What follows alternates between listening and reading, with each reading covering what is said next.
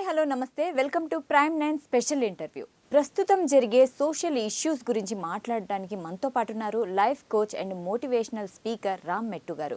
Let's welcome him. Hi sir. Hello అండి.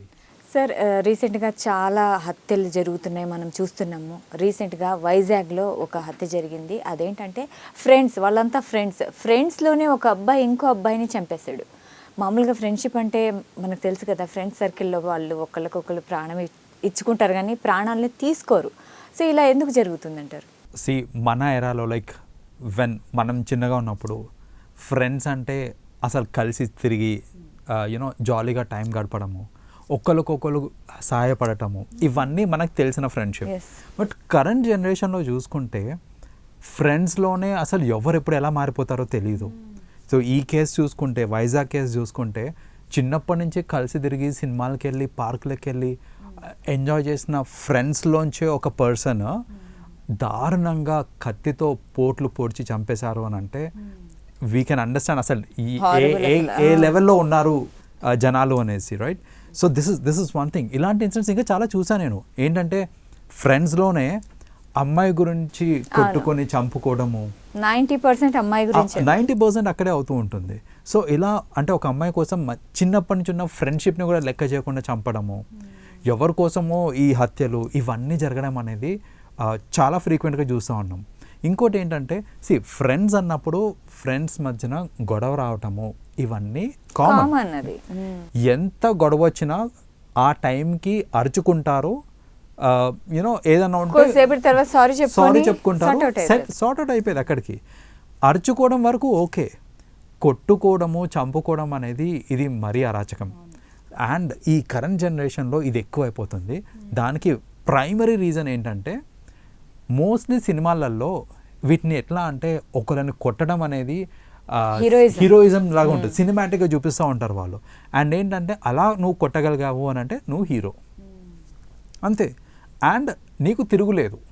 ఇలాంటి notions అన్నీ ఏంటంటే సినిమాలలో సరే అది కథకి సంబంధించి వాళ్ళు చూస్తూ ఉంటారు, సినిమాలాగా చూడాలి అనే మెచ్యూరిటీ మనకు ఉంటే ఫైన్. ఈ మెచ్యూరిటీ లేని వాళ్ళు ఉంటారు చూడండి, ఈ స్పెషలీ ది అడాలసెంట్ ఏజ్లో ఎవరైతే ఉంటారో వాళ్ళు ఏంటంటే ఇలాంటివన్నీ చూసి సినిమాలలో చూసి అలా కొడితే ఎగిరి పడతారా, అది హీరోయిజమా, నలుగురు మనల్ని గ్రేట్ అనుకుంటారు, చప్పట్లు కొడతారు అనేసి అనుకుంటారు. చప్పట్లు కాదు, లాఠీతో కొడతారని తెలియదు వాళ్ళకి. అంటే దాని తర్వాత కాన్సిక్వెన్స్ ఏముందో వాళ్ళకి అర్థం కాదో, మరి వాళ్ళు అర్థం చేసుకోరో తెలియదు. That is what. So first of all ఒక మూవీ తీయాలండి, చెప్పాలంటే ఒక మూవీ తీయాలి దీని మీద కూడా. ఏంటంటే ఏదో విచక్షణ కోల్పోయి ఆ టైంకి చంపేశారు అయిపోయింది, దాని తర్వాత వచ్చే కాన్సిక్వెన్సెస్ మీద ఒక మూవీ తీయండి, నాకు తెలిసి ఎంతో కొంత ఇంపాక్ట్ ఉంటుంది. సో ఎందుకంటే అది తెలియక మనం ఏంటంటే అక్కడ దాకానే చూస్తున్నాం, చూసి ఇంకా అదే హీరోయిజం అనేసి అనుకుంటూ ఉంటారు. సో వన్ ప్రైమరీ రీజన్ ఏంటంటే ఇలాంటివి ఎక్కువ జరగడానికి ఈ మూవీస్ యొక్క ఇంపాక్ట్ ప్రభావం అయితే చాలా ఉంది, చాలా మటుకు. రెండోది ఏంటంటే ఈ మధ్యన మన ఈ నెట్వర్క్ అనేది చాలా ఈజీగా డెవలప్ అవుతూ ఉంది. నిజంగా నాకు ఇప్పుడు ఒక ఇన్ఫ్లుయెన్స్ కావాలి, నేను ఒక మినిస్టర్ నుంచి ఇన్ఫ్లుయెన్స్ తెచ్చుకోవాలి అని అంటే నేను ఫోన్ కాల్ చేసుకుంటే ఎక్కడి నుంచి ఒక చోటు నుంచి నాకు వచ్చేస్తుంది. అండ్ ఇంత నెట్వర్క్ డెవలప్ అయిన తర్వాత జనాలు అందరూ ఎట్లుంటారంటే నాకు ఆయన తెలుసు, నాకు ఎమ్మెల్యే తెలుసు, నాకు ఎంపీ తెలుసు, నాకేమన్నా అయితే మా అన్న చూసుకుంటాడు నన్ను, ఇట్లాంటి అన్ని థాట్స్లో ఉండి వాళ్ళు ఏంటంటే హీరో అనుకుంటారు.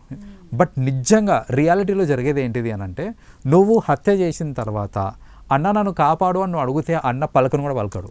ఎందుకు అని అంటే నువ్వు చేసింది తప్పుని ఎవరు ఎంకరేజెస్. సో నీకు నిజంగా హెల్ప్ కావాలి ఫర్ ఎ రైట్ కాజ్ అని అంటే వస్తారు ఎమ్మెల్యేలు ఎంపీలు దిగుతారు. నువ్వు చేసిన తప్పుకే మళ్ళీ సమర్థించుకోవడానికి రా అని అంటే ఎవరు రారు, రైట్? సో అది తెలియక నాకున్నారులే నా వెనకాల అనేసి ఇలాంటి చర్యలు ఎక్కువ చేస్తూ ఉంటారు. ఇప్పుడు చూడండి, ఈ అబ్బాయిని అరెస్ట్ చేశారు ఇప్పుడు సాయిరామ్ అనే అబ్బాయిని అరెస్ట్ చేశారు. ఇంత ఈ మీడియాతోటి ఇంత వైరల్ అయిన తర్వాత నిజంగా సాయిరామ్ని ఏ ఎమ్మెల్యే ఏ ఎంపీ అంటే డేర్ చేస్తారు, నిన్ను ఉన్నారని నేను బయటకు తీసుకొస్తానని చేయరు. సో ఇలాంటి అర్థం చేసుకోకుండా చేసే దారుణాలు ఇవన్నీ. సో బేసిక్గా వాళ్ళు కూడా అర్థం జనాలు అర్థం చేసుకోవాల్సింది ఇదేనండి. అండ్ శ్రీరామ్ అనే అబ్బాయి కూడా ఒక తల్లికి కొడుకే కదా. అవునండి. ఆయనకు తెలియదా అంటే కొన్ని చంపేస్తే వాళ్ళ పేరెంట్స్ పడే ఆ బాధ క్షోభ ఇదంతా మనకు తెలియదా? క్షణిక ఆవేశం అనమాట. అంతే. కొంచెం ఆలోచించాలి.